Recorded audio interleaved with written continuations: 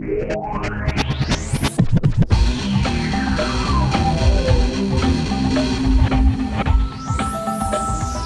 is no threat to Earth in 2012. All of the talk about a doomsday is a big hoax. Hello, I'm Robert Foster, your faithful host, streaming another episode on the frequency of Juice News infused with a healthy dose of sanity. Good morning, viewers. Tune in, gather round as we delve into a rap news update for the year 2012.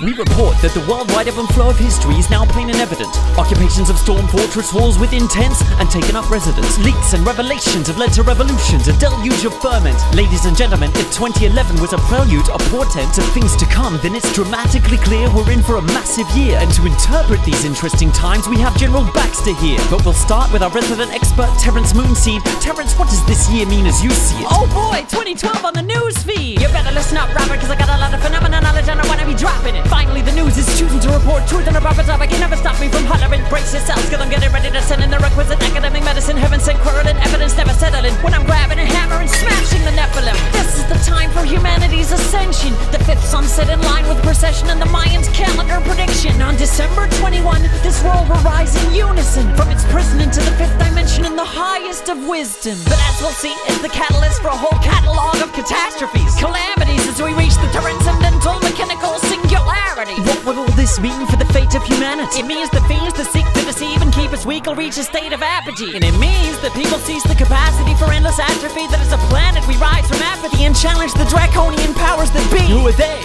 Aliens, parasites, they're among us, keeping us trapped in captivity. General, you'll say? Now, I don't know what planet he's inhabiting, but what the hippie's saying is accurate. Forget the wacky analogy. Look around at the world and you'll see it's already actually happening. Right here on Earth, where human slaves are trying to rise to take on the great elite and take to the streets worldwide against corporate entities which have taken on human form. Protesting in New York, Portland, Spain, Greece, and distant Melbourne. Tent monster morons, homos, drummers, drug-addicted freaks. They say they're protesting to demand justice and dignity. Seriously? I read in the New York Times quite the contrary.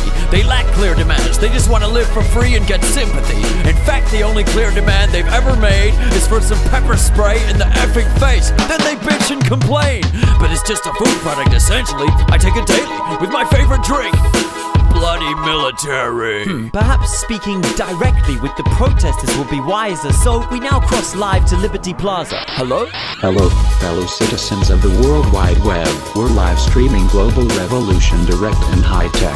The precariat is revolting. What can we expect to happen next? Let me get on the human megaphone. Yo, mic check. Mic check. The 99%. 99%. Have one demand to present. Expressed clear. The regime of alien corporations stands here. Are you the leader? No, we are a movement of free thinkers without hierarchical structure. Shut up. I've got to ask, if you're for free information, why the mask? Because I am but an idea whose time has arrived at last, and you can shoot a person, but ideas are bulletproof. Prove it's true. As you wish. We are anonymous. We are legion. We do not forgive. We do not, what was it? I know it. We do not forgive. We do not forget. Oh, yeah. Expect us. General? Terrence? Could this be the global shift that will avert apocalypse? Nonsense. Although I admit I'm pro-occupying policies. Wait, I expected you to say that Occupy should cease. Cease? We've been occupying for centuries on land, sky, and seas. We occupied North America, Australia, and Hawaii. And if you've forgotten, it's because we also occupy history. Our buddies have occupied territories. We've occupied Afghanistan and Iraq, and this year's plan is to hashtag Occupy Iran. Wars and invasions, that's what people are occupying again. If you've benefited from occupation, then you're in the 1%. Why stop there? 2012 is a time of attainment. First we'll occupy the election and the next president's brainstem. And as soon as Earth is spent, we'll occupy the moon with spaceships. Then Mars, then we'll brutally occupy Uranus. Heinous! The only planet we actually have to worry about is Nibiru. Nibiru? Nibiru, the planet X of fear and doom. It's doomed to smash right into our system, causing mass extinction, bipolar shifting. So, is this fact or science fiction? No, it's Zachariah Sitchin who decrypted Sumerian myths and showed that we were cloned to mind gold by alien Illuminati. We're the slaves of aliens? Yes, the Anunnaki, and they're coming soon. No, we're coming, and we'll occupy Nibiru too. I'm confused. Are we the aliens? And if that's true, are we due to spread peace or war throughout the Milky Way? We'll bring love and light. We'll bring pepper spray. Well, dear viewers, it's probable that getting consensus on this issue is impossible. Therefore, we went to call on the honorable, venerable, great oracle. O prophet, seer, all-knowing Chomsky, thank you for manifesting here. No problem. We seek your sage advice and better wisdom. For instance, how can we stop terrorism? There's a simple method. What is it? Just stop participating in it. So which, in your opinion, is the most significant threat to world peace? Our ignorance. I see. And how can we defeat this at last? Turn off your TVs for a start. The media at large do seem to paralyze, hypnotically divide, distract and atomize, and cause us to be brainwashed and servile. Your thoughts?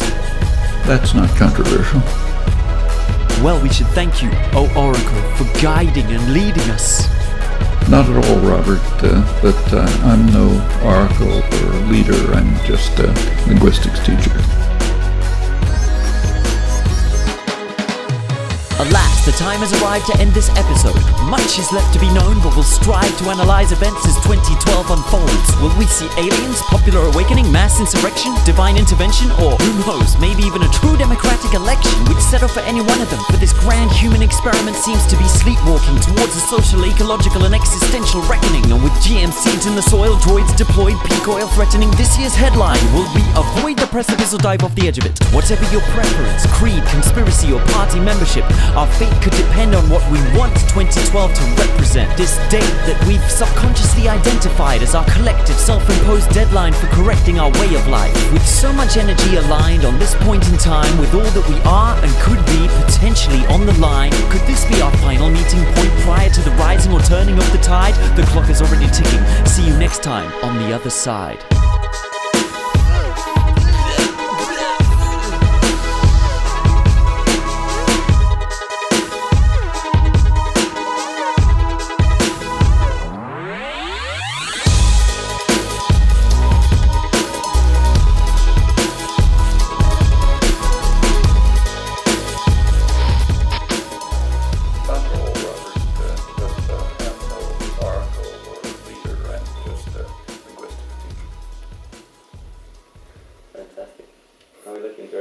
Fantastic, great.